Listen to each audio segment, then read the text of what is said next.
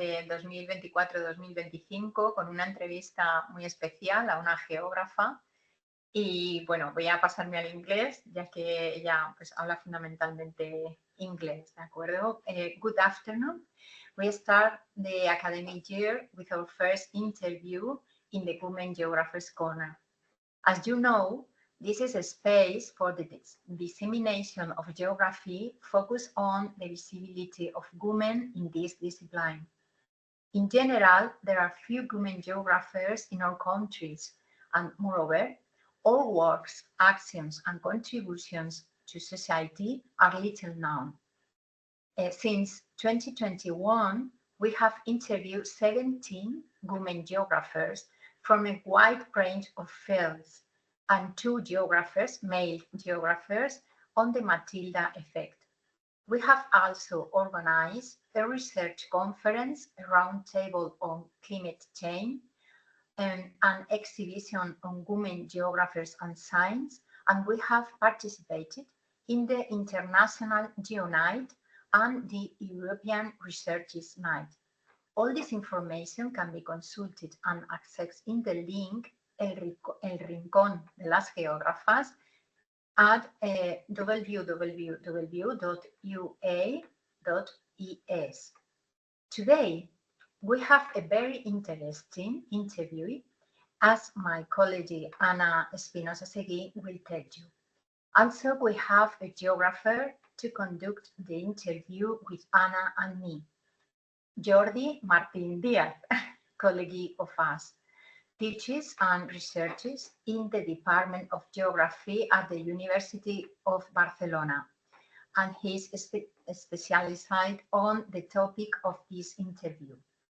We are deeply grateful for your willingness to participate in this interview with us, Jordi. Finally, I would also like to thank our interviewee for her acceptance to collaborate and participate in the Women Geographers Corner. I give the floor to Ana. Thank you, Aspen, and also sorry everyone for the delay. We have several problems. It was like a collapse to many of us. So welcome back to this new 2024-25 season of the Female Geographers Corner.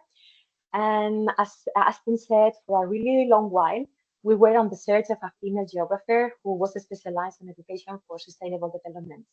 So we were very happy when we found Åsa Westermark, and we were over the moon when Åsa said yes to this interview.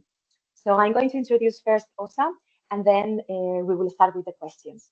So Åsa Westermark graduated in International Business Administration with a major in Economic Geography, with a thesis on deforestation and the forestry industry in Costa Rica from the Faculty of Business, Economics and Law at the University of Gothenburg in Sweden. In her graduate studies, she focused on temporal geography, development and gender. While she was writing and gathering data for her PhD in Colombia, she also worked at UNICEF's regional office in Latin America and the Caribbean in the Women and Girls program. Her PhD applied a temporal geographical perspective to the analysis of women's livelihoods and daily conditions in urban contexts.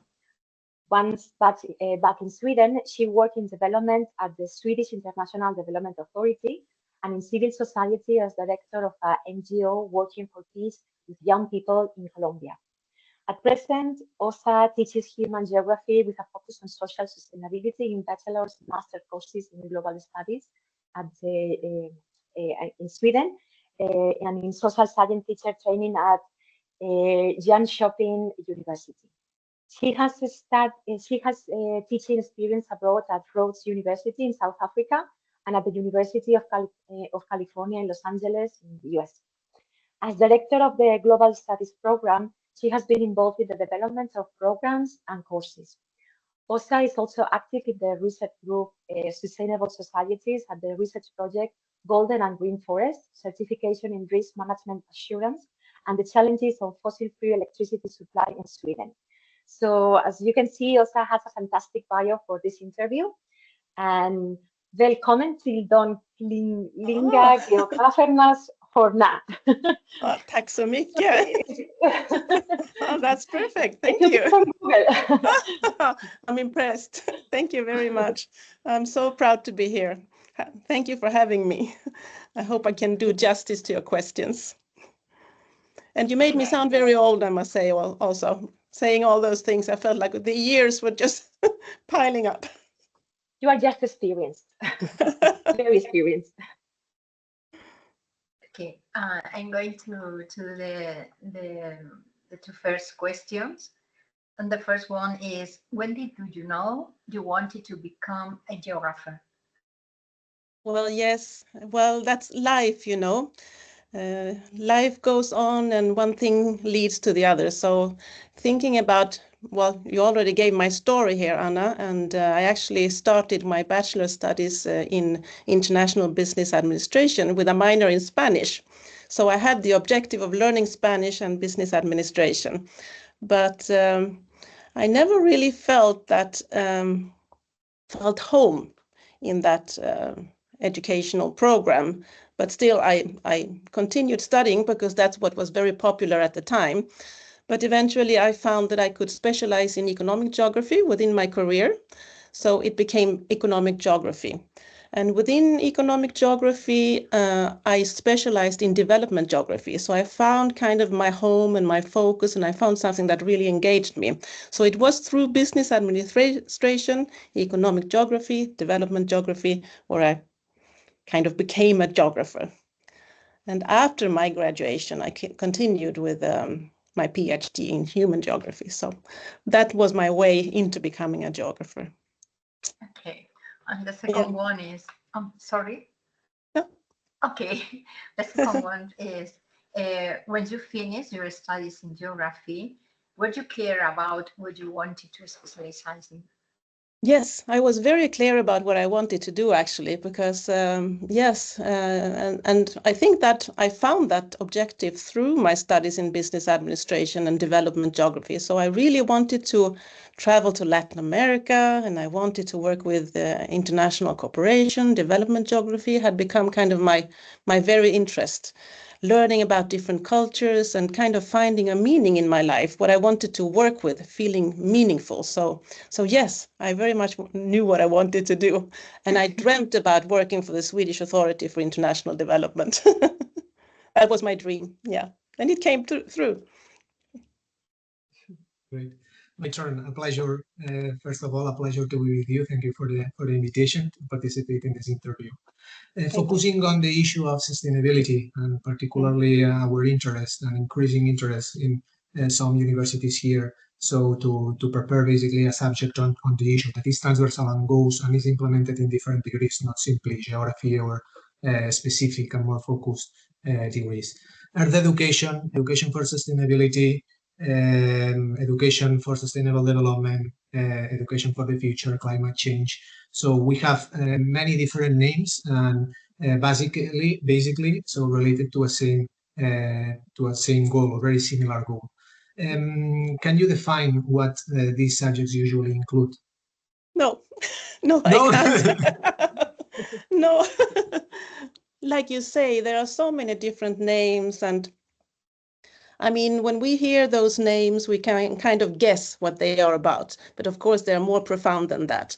And from my personal view, I think it's great that there are many approaches and that there are many names, because when we talk about sustainability, it can never just be one thing. And I think it's very important to always be conscious about the fact that we can never relax and once and for all say that this is sustainability and this is what sustainability should be about. Rather, we should be open to many different interpretations. So I think it's great. I think it's great that there are many names and many different approaches.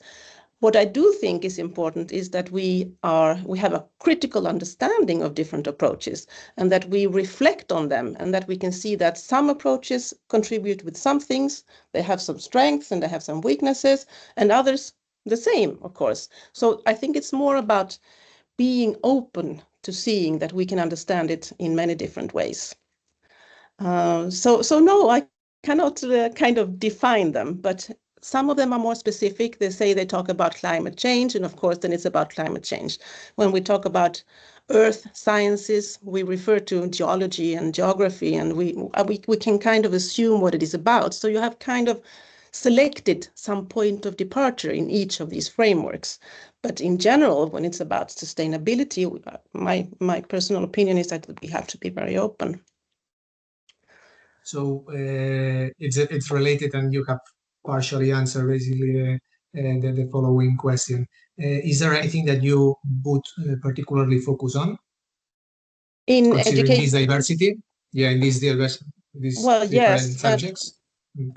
Absolutely, and there I become very much a geographer, and at least in my way of looking at the strengths and contributions of geography, because I think we as geographers, geography can be about almost anything. I mean, you can talk about almost anything in the world, and someone said that it's not so much about what it is about, it's about how we do it. So it's about how we do geography, and that is about being interdisciplinary, which we are in geography. We take into account many different perspectives, political, social, economic, environmental, you name it. So there are so many dimensions that we try to kind of look at phenomena from, and that is a very important strength in geography. So for me, and what geography is very much about context, understanding context. So whatever issue, sustainability issue we are interested in, may it be polluted water or climate change or gender issues or whatever, it's the context. It's the context in specific regions at specific times or in specific situations that define that problem. And understanding the context, we can understand the causes behind the problem. And when we understand the causes, these multidimensional perspectives, we can also define strategies and challenge and strategies for change. So I think for me, that's very much what geography is about. So in education for sustainability, I think that's what we need to learn, to do this complex analysis, to identify context, and to be able to relate many dimensions that define the context and the phenomena in focus. I don't know if that was an answer to your question, but that was my way of thinking. Sure, and very interesting. Thank you so much. Thank you. And relate. So I had another question, but before we start with the next question, you said that it's about content. So content means that we need to have like local approaches or regional approaches to problems that they are already happening in some places. So that means that it's quite difficult, instead of trying to synthesize problems and try to generate similar content for everyone, we have to adapt the contents to every region, right? So Exactly. I should have said that. And that was perfectly said. I mean, that's what geography is about. I mean, to understand. One of my mantras with my students is that I most often the first thing I teach when I go into class, always ask why this here and why that there, and then try to explain why we see differences between different regions. And how do we do that? We do that by asking questions about context. And the difficulty sometimes is to understand what is context.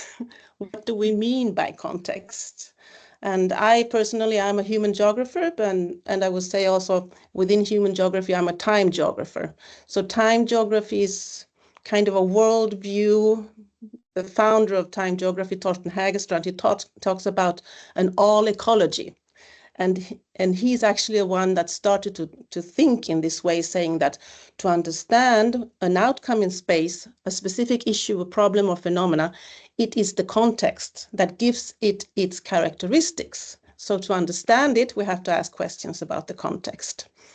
And then in this perspective, there are also kind of tools and different kinds of visualizing phenomena in time and space to understand what we mean with context. But it's basically about the different dimensions of an ecological perspective or a systematic perspective. We talk about social dimensions such as norms and rules and regulations. We talk about population and population characteristics.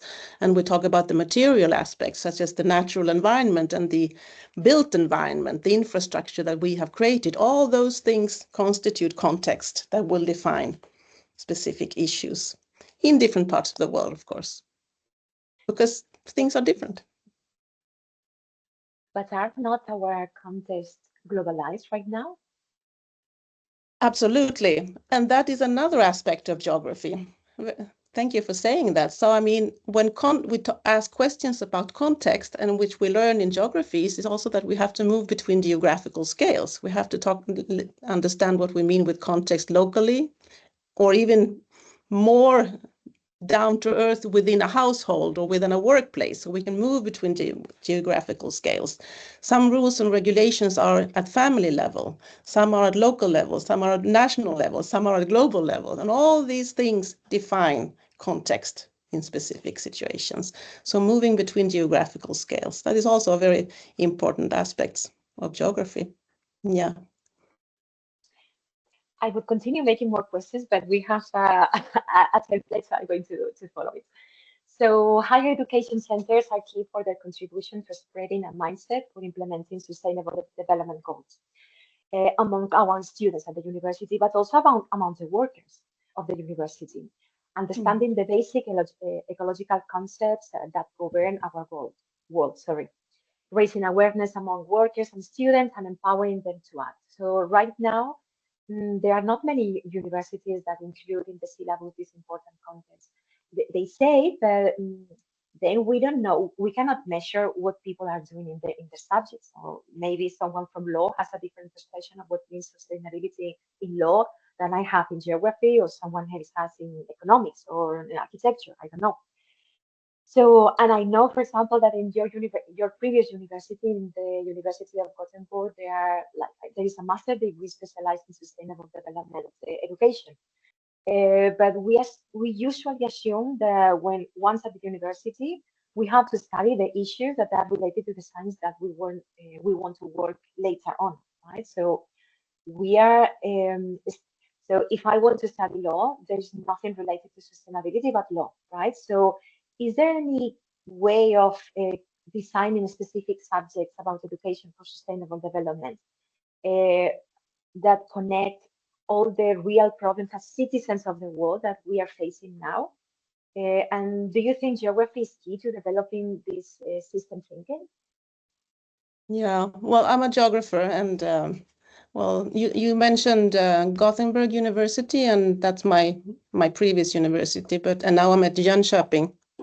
And I must say that here at Jönköping University, I think the leadership, the management has taken this very seriously at many different management levels at the university, because very recently, all of us being directors or managing courses, we had to fill in a form where we had to list all the sustainable development goals that we actually make reference to within our courses. So that was kind of a first step to really see what we are doing and how the sustainable development goals are actually referred to in syllabuses in all the educational programs at our university.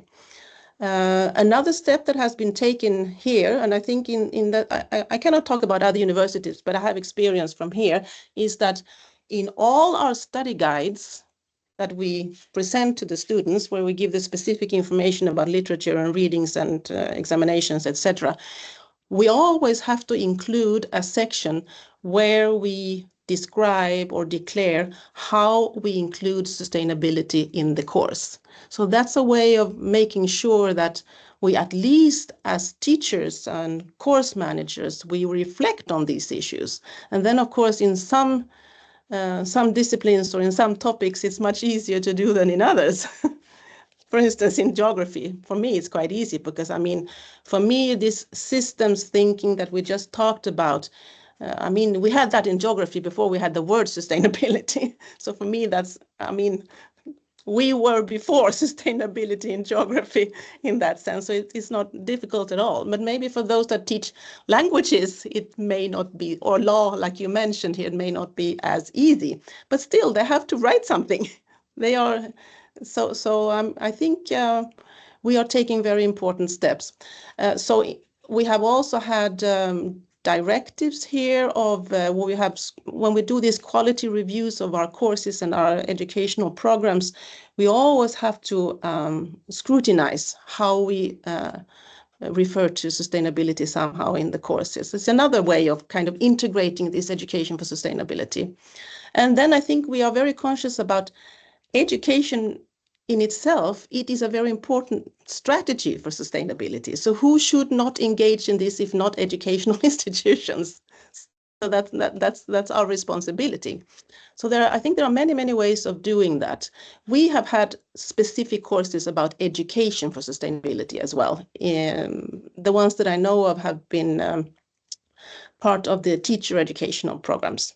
So there are have been specific courses, but in general, I think it's more trying to integrate it through all the different programs, the curricula and the syllabuses, etc. Yeah. Great. Adopting a historical perspective that is always necessary to understand current situation, it's important to highlight the rise and subsequent consolidation of environmental awareness in the last few decades. How do you think that these subjects on education for sustainability should contribute among younger generations to reduce the existing gap between knowledge, perception, and opinion on the one hand, and on the other, action? Well, that's the central point. I mean, and I want to read a quote here from Torsten Hägerstrand, who was the founder of Time Geography, which I think is important in that sense, and which is very geographic. So please let me read this. He says that never forget the material world. The material world within human reach does not change through words alone, but through actions. It is true that word makers are in power, but in order to become more than vibrations in the air, someone or everyone must engage in the material. So, I mean, we can talk and talk and talk, and we can have plans and we can have theories and understandings. Unless we do something, it doesn't really matter, right? And that's where I think also a geographical perspective, never forget that it is changing something in the material world that brings change about. So, of course, first we have to, I mean, from very young ages, I think, talk about or live in our families according to our understandings of sustainability and all the different aspects that it can mean. So it's something that is continuous. It's not something we start with at a certain age. It's something that should be part of our identities and part of our daily lives, specifically about our daily lives. So in teaching sustainability for action, we talk about transformative learning. Transformative learning is when we teach something and we can see that it does something to yourself. I mean, you learn something that makes you get a new understanding, consciousness or awareness, so you feel that you want to change yourself, you change your own behavior, you change your own lifestyle, or you identify something that you would like to change in society or something around you. So that's transformative learning, leading to some kind of action and action competence.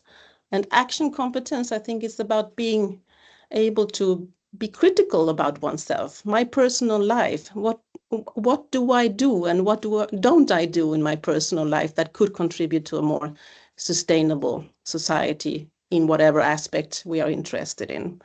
Feeling responsible, that it's my own responsibility. It's not about someone else far away or something far away. It's about me here, and that what I do is connected to how people live in other parts of the world, in other regions, in other environments. I mean, we live in this globalized, interconnected world. So, I mean, I think it's very much about gaining that kind of awareness and understanding, but also relating it to oneself. Thank you. And focusing on our context of developed and high consumption societies, it's not an easy question, but do you have any suggestion on what should be the essential and most important goals to be achieved by these subjects? Well, I mean, what are the big polluters in our life?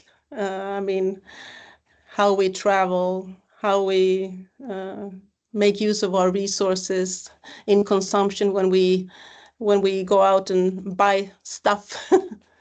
Being aware of maybe reading the fine lines on the text from where things come and getting an understanding of the qualities and what the material that have been used in the production and etc. So it's once again, it's about gaining an understanding of where things come from and the implications of where they come from and how they have been produced, etc. Transportation, etc. and all that. So it's not just one thing. It's a bit learning, I think, about what to reflect on and then making your responsible decisions, feeling responsible and reflecting on our lives. Well, I don't think I can pinpoint something specifically. And once again, referring to the fact that, well, we talk about us living here in industrialized countries with very general high living very good living conditions, and we can consume more than we actually need. So maybe that's an awareness and consciousness that we need to not just being aware of, but also take into action, not buying more than we need. Yeah.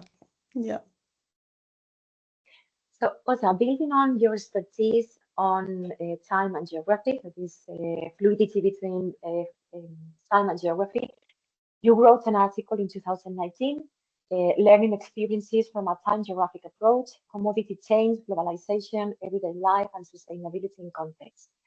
So we wanted to ask you a question about time, because it's exactly what you were saying before, you were answering to Jordi before, that one thing is all the things that we learn, but it doesn't matter. I think it doesn't matter that we know a lot if we are not capable to make changes in our lifestyles. So this is a question that, because I have been observing our students, and sometimes I feel also guilty that I'm giving them this information because I'm trying to say that you shouldn't fly too much, you shouldn't do these things. It would be better if you prepare your field trip in a particular way, or you do your research on a different way, because of this sustainable point of view. But then what I see is that many of them, they are still young, they are in the mid-20s, or they are even younger, and they are also creating themselves, right? So, and part of creating ourselves is traveling and learning from other cultures, and this is completely at odds with the pollution, right? So if we really want that our students go on an Erasmus trip, in Spain it's not the same, for example, in the center of Europe, right? So they need to take a plane, or they have to do it in a different way. So my question is, do we still need to give the students these inputs and wait for the next phase in their lives to implement them? So I know that even if I'm saying to them the consequences of traveling by plane, they are still, they want to visit their friends on Erasmus, or they want to go themselves in an Erasmus mobility program. So it's like we are just putting the seeds in a soil that is not ready yet, and then wait some years, even decades, until they decide that they are ready to make these changes. What do you think? So, well, I think that's a very difficult question, referring to your own feelings of responsibility and consciousness. So who am I to say you should not travel when I have learned so much from traveling? I mean, I think that's where I have learned most of all in my life. And once again, I think it's about being selective. Maybe we can avoid doing certain things. I mean, nobody's perfect. We can all make an effort to live more sustainable life, and we don't have to travel 5 times a year. So we have to find limits, and I think we can also, well, these are of course my personal opinions. I think we also should always be conscious when we pursue activities that we know are environmentally bad or having negative effects, etc. But maybe we can compensate with something else. So I mean, there are so many ways of trying to live in a sustainable way. And we can choose our way of traveling. Maybe it takes longer time, but we would learn something from that as well. So nobody's perfect. And so, no, and to be honest, I think that when we listen to young people today, they are much more adapted, conscious, and have changed their lifestyles than people at my age that are more reluctant to change their lifestyles, because they think it's business as usual, like we have always learned, and they don't want to change. So well, I have faith in young people, I must say. And so yeah, I'm sorry, I don't have any better answer there. No. But I think I have the same feeling that you, that we also need to include not just mitigation, adaptation, and all these processes, but also compensation. So just having like I don't know, like a quota of for polluting. So maybe that if you are going to take one flight per year, maybe you can try to be as much sustainable as you can by eating less meat, or by Exactly. or just by selecting very much the way you are traveling. And I think if we can educate young people to travel in a mindful way, right? So not just having 5 different trips per year because they are so cheap here in Europe with low-cost airlines. So maybe this is just like the beginning of making conscious actions and decisions. So compensation is a really good idea, yeah. And I try to compensate a lot in my daily life. Yeah. We have to try to be good role models also. Yeah, of course. That's our responsibility, yes. Yeah, because you cannot say one thing and act differently, so they are going to see what you do, but not what you said before. I can say that my children, they're quite big now, but since they were very young, they have been the best police in my family. Don't do that. Which is good, and they learn it from, when they go to daycare, etc. So I mean, we have to start early with those things. So in your bio, we have noticed that you have worked on gender and child issues for UNICEF. We would like to know your opinion about the role of women in environmental awareness of young people, from the role of mothers or grandmothers, and the differences that you have analyzed seen in Latin American countries or Northern Europe. Yeah, I think that's a very good example. Like you said, the differences between different regions and the specific living conditions that women and men face in different parts of the world. And it comes down to understanding gender division of labor. Because, I mean, we should not generalize in the world, of course, but we do see some general patterns when it comes to gender division of labor in the whole world, where in general we see that women have taken more responsibilities for housework, cooking, washing, taking care of the children, etc. And even if that is changing, it's something that is changing slowly, and we see that it's reproduced between different age groups. But I think it's important to understand that, or even better, to give an example. So, for instance, if women in very marginal areas, who the women were that I studied in my thesis, for instance, they do their washing in a polluted river. They are very close to the environment doing that washes, and they are exposed to, for instance, health issues. And of course, since they are the ones doing this kind of work or having the responsibility for washing the clothes, they are also the ones that gain the knowledge about these problems with washing in the river. So in that sense, you could say that women have specific knowledge due to the activities and the responsibilities that they are engaged in this specific environment. And the same goes for women here in Gothenburg, who may also be in charge of doing laundry, washing clothes. But for them, the problem is different. For them, it may be about getting or upgrading their washing machine, having a washing machine that uses much less electricity or less water.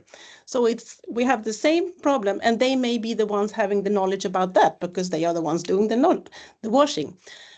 So I think it's very important when you talk about gender, division of labor, and women's knowledge or closeness to environment to not generalize. I mean, the knowledge that women have is due to their specific responsibilities. And of course, men have other knowledge because they have other responsibilities that also are close to the environment, but more often they are outside the household. So I know there are some theories and perspectives when we talk about gender issues and the environment. They say that women in general are closer to the environments. I think we should be very careful about those things because it's about what we actually do. We learn what we do. It's about our gender roles. So for instance, we talk about other parts of the world. In many African countries, we still have, most farmers are women doing the farming. So of course, they are the ones that maybe more than men in those circumstances become aware of the effects of climate change. But that's due to their responsibilities. It's not because they are women. It's because they have those responsibilities and chores. Yeah. Okay, thanks a lot, Åsa. Well, we are finishing this interview, and finally, we would like to ask you a series of short questions, more personal questions, to finish the interview and for the public to get to know you a little better. The first is, can you give us the name of an historical figure who made you an impression? Well, that's a difficult one. Well, it's not difficult because there are so many, but I was thinking about that question and I came up with in this context. I don't know if you know about Lois Gibbs.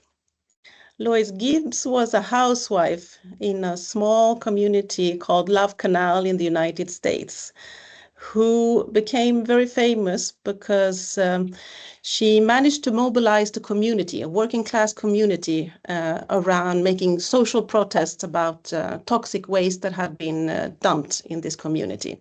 And she gained a lot of attention from media, and her social protests spread around in the United States. So there were many other local communities that also started to make protests.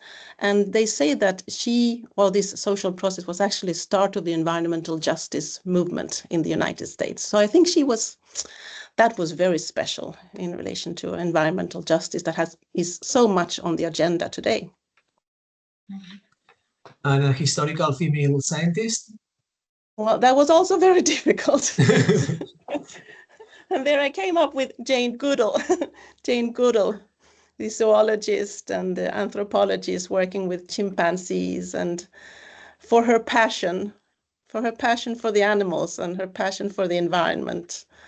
That's the person I would like to highlight, yeah. A reference in your development as a geographer? I think you have already said it. Sorry, once again, I didn't hear. Yeah, a reference in your development as a geographer. And do you mean a reference like a person or a happening? A person, yeah. A person. Someone who inspired you to continue. Well, that's Torsten Hägerstrand, the guy I already mentioned about time geography, and several of those that followed him. My supervisor, Kajsa Ellegård, who's contributed to further develop time geography. Those, of course, they are my gurus, I would say. Yeah. Okay. A book that you recommend the lecture reading? A book also referring to geography or any book? Any book. Any book.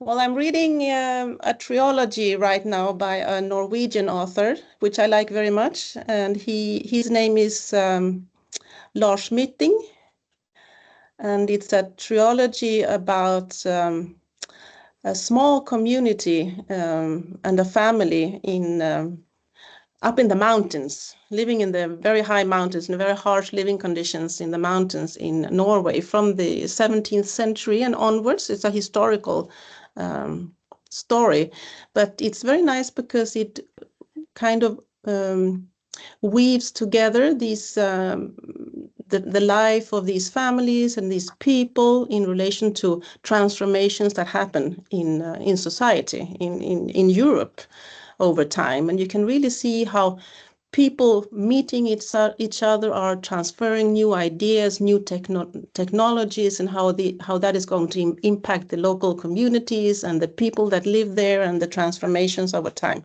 So I would really recommend these. It's 3 books. One of them is called the Sister Bells, I think, the Sister Bells and the Reindeer Hunters. What about a typical dish from your hometown or village? That one was easy. I would say potatoes.